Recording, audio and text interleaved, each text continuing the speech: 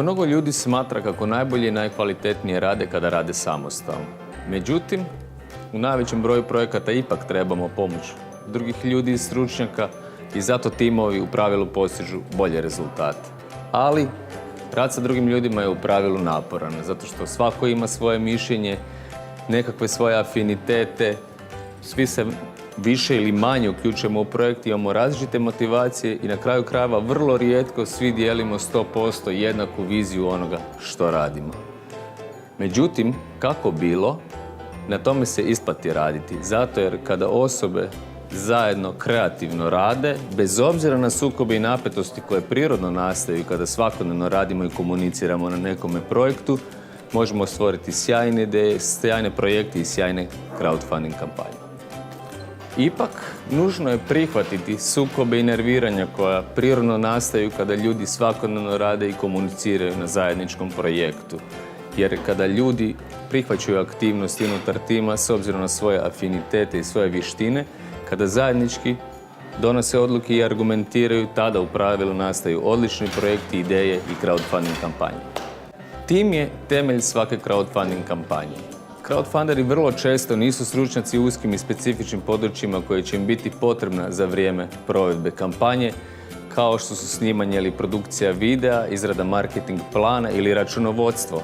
I zato će nužno trebati pomoć drugih da im kažu kako im se sviđa izgled kampanje, možda savjeti oko toga kojeg novinara kontaktirati da ih promovira i podigne vidljivost same kampanje ili upoznati snimatelja koji će im snimiti kvalitetan video koji možda neće toliko puno naplatiti. Dakle, što veći tim, to veća mreža ljudi, veća vjerojatnost da će se naći pogodna osoba za obaviti taj posao na adekvatan način. Vrsta i brojnost tima u crowdfunding kampanji vrlo često će ovisiti, odnosno u pravilu ovisi o tipu kampanje, no oni timovi koji su najbolji su timovi u kojima članovi imaju komplementarne sposobnosti i vještine. No, postoji nekoliko ključnih pravila za organizaciju crowdfunding tima. Prvo pravilo je jasno i nedvosmisleno definirati uloge članova tima.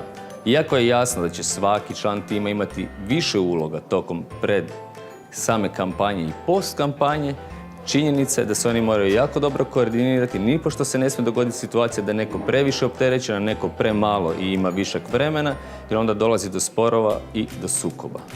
Drugo pravilo je jasno i nedvosmisleno definirati očekivanja od članova tima. Dakle, ako se na samom početku jasno iskomunicira što se od koga očekuje, onda ne može doći do nesporazuma i na kraju krajeva do sukoba.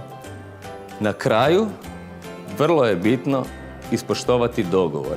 Vrlo često u crowdfunding kampanjama se dogode nekakvi iznenadni momenti, treba doći do instant reakcije i promjena plana. U toj situaciji ključno je jasno i izravno, nedvosmisleno iskomunicirati s članovima tima zašto je došlo do promjene i da oni to razumiju. Ako ne dolazi do promjene, onda se držite dogovora. Vremenski tok kampanje ne uključuje samo kampanju. On uključuje i predkampanju i postkampanju, pri čemu je predkampanja ključan dio cjelokupne crowdfunding kampanje. To je period u kojem radimo detaljni plan aktivnosti, u kojem se jasno definira tko će kad i što komunicirati prema kome. Što se taj dio kvalitetnije napravi, lakše ćemo provesti samu kampanju. Dakle, i ne samo da ćemo je lakše provesti, nego ćemo povećati šansu da ona bude uspješna. Neke od aktivnosti i zadataka koje predkampanja uključuje su svakako izrada dizajna proizvoda ili ideje, donošenje odluke koliko nam sredstava zapravo treba da bismo tu ideju realizirali, osmišljavanje plana kako prikupiti 30% tih sredstava prije nego što sama kampanja počne, kako stvoriti sadržaje koji ćemo dijeliti na web stranici, na platformi, putem mrežnih servisa, osvježavanje ili stvaranje profila na mrežama, odnosno u društvenim medijima koje ćemo koristiti, osmišljavanje niza nagrada kojima ćemo nagraditi naše bekere, osmišljavanje načina na koji ćemo ih dostaviti i na posljedku izrada detaljnog plana aktivnosti za period kampanje. Kada smo to napravili, onda sve detaljne aktivnosti moramo podijeliti između članova tima. Naravno, ovo nije iscrpna checklista zato što nestane u kratak video, ali vi u svakom slučaju prije početka kampanje morate sjesti sa svojim timom i raspisati sve detaljne zadatke i uzeti u obzir da će vam biti potrebno barem 6 nedelja pred kampanju. onda se nameće pitanje pa koliko bi zapravo trebala trajati jedna crowdfunding kampanja. Vjerojatno vam vaša unutarnja logika nameće da bi kampanja trebala trajati što dulje, jer se tako ostavlja više vremena potencijalnim bekerima da donesu odluku da podrže vašu ideju.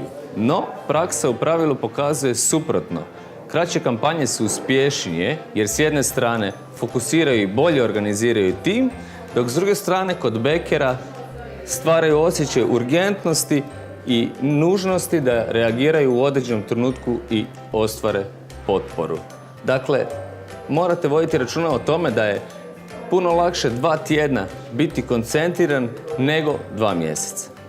Svaka crowdfunding kampanja u pravilu izgleda kao slovo U. Na početku imamo puno bekera, imamo puno uplata, imamo puno aktivnosti. Tim je pun energije i entuzijazma. Međutim, svaka kampanja prije ili kasnije pada u kotlinu u kojoj se smanjuje broj aktivnosti. U jednom trenutku više nema niti bekera, niti lajkova, niti aktivnosti na vašoj stranici. U tom trenutku potrebno je prikupiti ekstra energiju i potruditi se da svaki dan bude barem jedna uplata da se pokaže da je vaš projekt živ i da živi interes bekera za vašim projektom. I onda napokon dolazi kraj kampanje, a članovi tima sa posljednjim atomima snage moraju učiniti napor da kontaktiraju sve bekere koji su im potencijalno rekli ili pomislili da bi mogli uplatiti sredstva, da to i učine, jer će time garantirati uspješnost njihove kampanje. Naravno, to će se morati raditi na razini cijelog tima i cijeli tim mora biti svjestan da će u tom periodu kontinuirano morati komunicirati i osvježavati podatke na web stranici platforme. Nadamo se da je kampanja bila uspješna, no tu nije kraj. Prvenstveno se morate zahvaliti svojim bekerima. Pošaljite im nagrade, preuzmite novac, proslavite sa svojim timom, ali nemojte se opustiti zato što pravi posao počinje tek nakon crowdfunding kampanje. O tome ćete više čuti u narednom videu.